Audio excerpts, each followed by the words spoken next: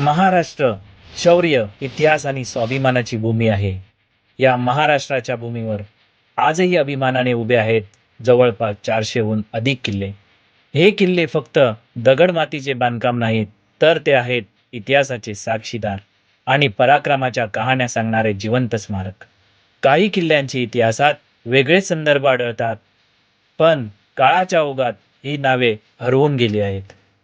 काही किल्ल्यांचे फक्त उल्लेख शिल्लक आहेत, तर त्यांच्या खुणा आज पूर्णपणे नष्ट झाल्या आहेत.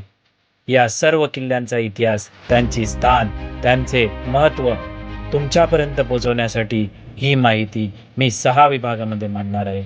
पहिला विभाग कोकण, दुसरा नाशिक, तिसरा पुणे, चौथा मराठवाडा म्हणजे छत्रपती संभाजी महाराजांचा पराक्रम सांगणारा विभाग, पाचवा विभाग विदर्भ म्हणजेच अमरावती, सहावा विदर्भ म्हणजेच नागपूर.